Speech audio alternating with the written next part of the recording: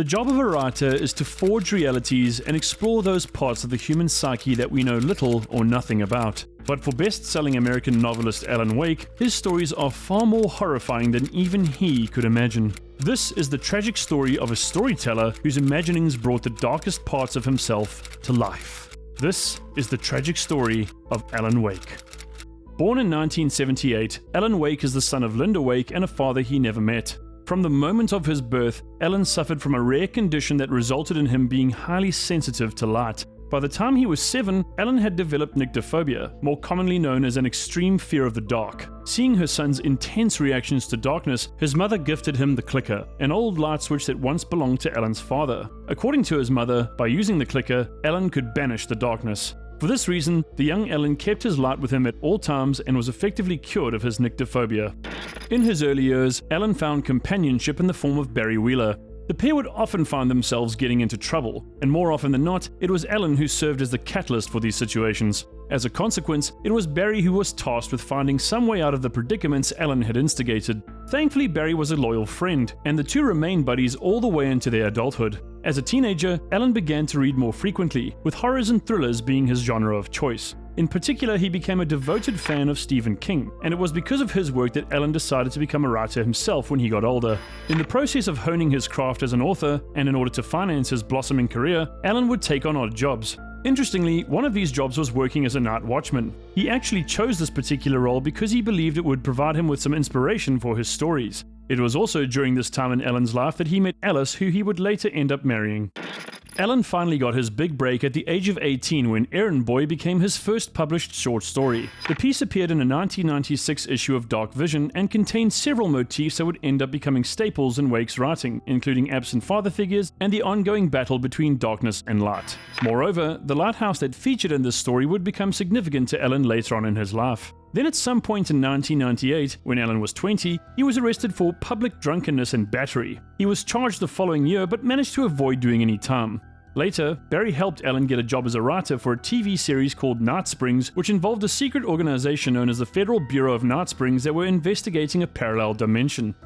Alan then went on to write the first book in the Alex Casey crime thriller series, which catapulted him to stardom. Owing to the first book's success, he ended up writing 5 more novels over the course of the next 7 years, and Barry worked as his agent, helping him to succeed in his efforts. Sadly, Alan became notorious for his often hostile personality and substance abuse, which led to several run-ins with the paparazzi, one of which involved a man by the name of Peter Villadsen. Alan had become frustrated with the photographer and proceeded to push his camera into his eye. Peter pressed charges, but Alan once again managed to avoid jail time. Shortly after marrying his wife Alice, Alan completed and published The Sudden Stop, the final book in the Alex Casey series. In what can only be called an ironic turn of events, Alan then experienced a long bout of writer's block and was unable to write a single word for several years. After reading a book on troubled artists entitled The Creator's Dilemma by Dr. Emil Hartman, Alice decided to take Alan to the town of Bright Falls, Washington, in the hopes that he would be able to write there and even attend a therapy session with Dr. Hartman himself. Before departing though, Alan appeared on the news after causing damage to the tune of $30,000 in an unknown location.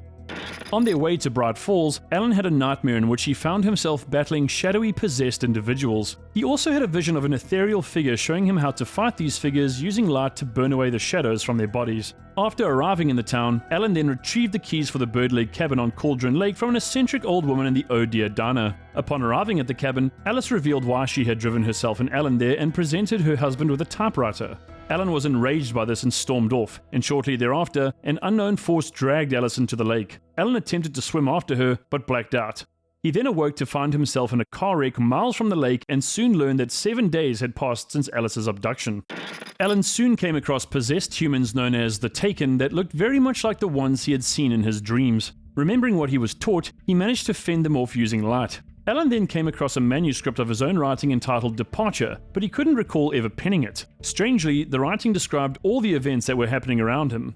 After informing Sheriff Sarah Braker of Alice's disappearance, she took him to the site of the cabin, insisting that it had been destroyed in an earthquake decades ago.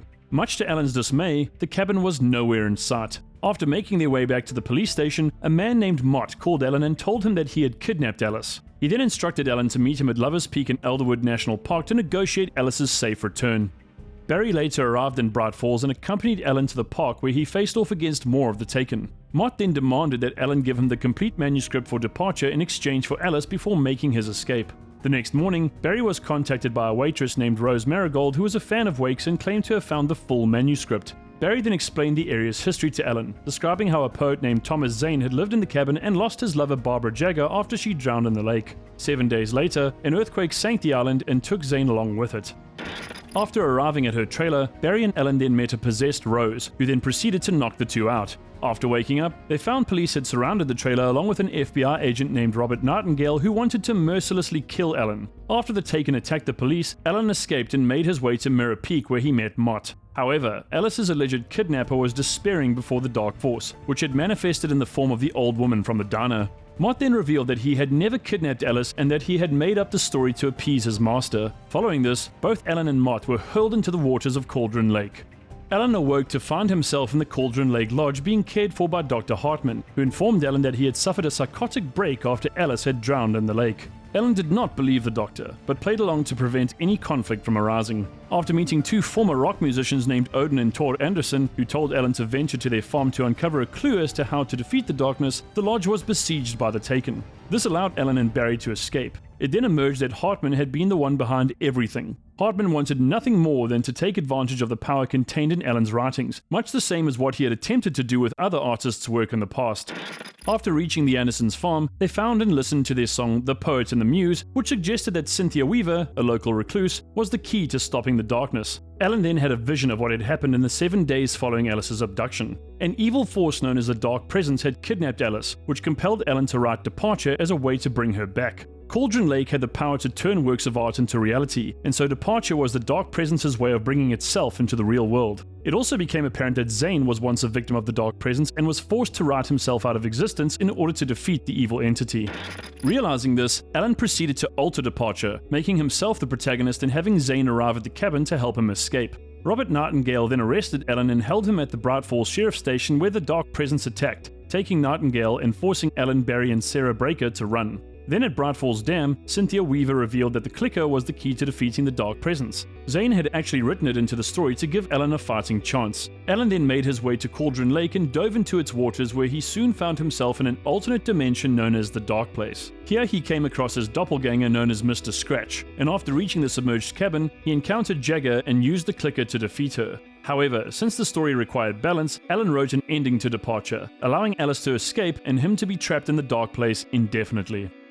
Since then, Ellen has remained a prisoner within the Dark Place. Having managed to evade the chaos brought into existence by the insane facet of himself and reach Bird Lake Cabin, Ellen began working on a sequel to Departure entitled Return that would allow him to escape the Dark Place. In the process, the Dark Place unleashed Mr. Scratch, who then attempted to take over Ellen's life. After writing himself back into reality in the non-existent town of Night Springs, Ellen used the power of the Dark Place to make scenes from the town match those of Return, thus causing reality to shift. After a battle of wits with Mr. Scratch, Ellen managed to find enough clues to discover the true ending of Return, in which he was shown reuniting with Alice, seemingly destroying Mr. Scratch in the process. However, Ellen has been stuck in the Dark Place for over 13 years now and is still trying to find his way out. And from what it appears, Mr. Scratch is yet to be truly vanquished. So that is the tragic tale of Alan Wake. What do you think of the story so far? And are you excited to play Alan Wake 2 when it releases on October 27th, 2023? Let us know in the comments. Make sure you smash that like button and subscribe to the channel for daily gaming lore, analyses, opinions, and more. From me and the crew, thanks for watching, and I'll see you in the next video. Later!